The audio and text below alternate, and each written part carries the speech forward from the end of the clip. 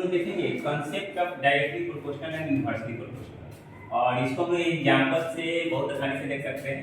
Let us consider आप 1 KG tomato खरीद रहे हैं और उसकी प्राइस है 10 रुपीज़।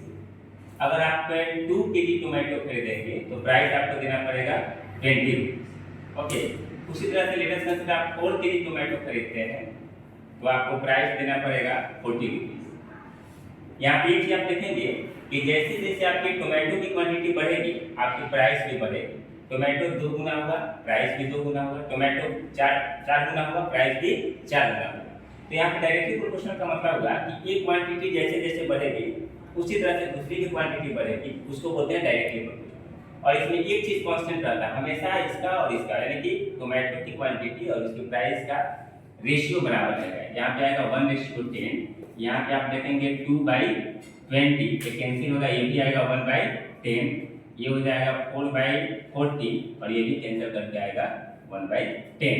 यानी कि रेशियो में इस तरह से डायरेक्टली प्रोपोर्शनल में दोनों की रेशियो सेम रहेगी।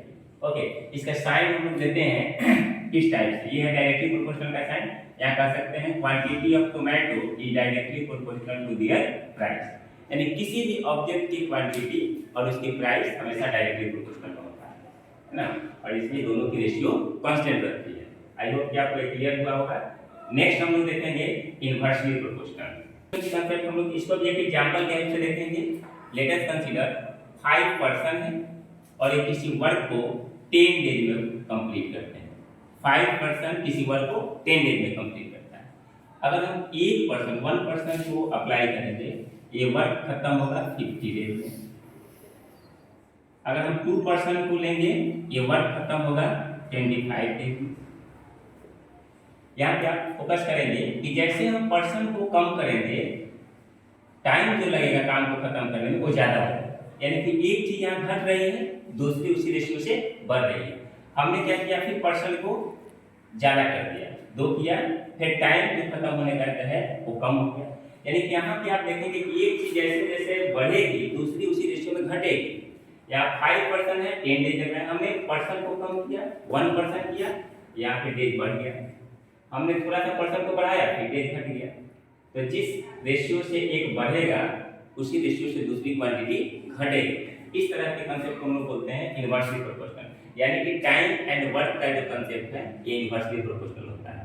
आपको समय जल्दी काम जल्दी खत्म करना है पर्सन को बढ़ाना पड़ेगा, काम देर से खत्म करना है पर्सन को घटाना पड़ेगा, है ना। यहाँ एक चीज आपको कांस्टेंट रहेगा, जैसे कि पर्सन है और नंबर ऑफ डेज है, ये दोनों का प्रोडक्ट हमेशा कांस्टेंट रहेगा। यहाँ पे देखिएगा आप 10 5 जा 50, 51 जा 50, ये 225 जा 50। यानी कि इनवर्सली प्रोपोर्शनल में अगर दो क्वांटिटी इनवर्सली प्रोपोर्शनल में है तो दोनों की प्रोडक्ट हमेशा कांस्टेंट रहेगी, जो कि यहाँ पे 50-50 आ रहा है। और डायरेक्टली प्रोपोर्शनल में देखते थे रेशियो कांस्टेंट रहता है, ठीक है। तो time and work is example of inversely proportional और any objects and their price is example of directly proportional. I hope कि आपको क्लियर हुआ। Thank you so much.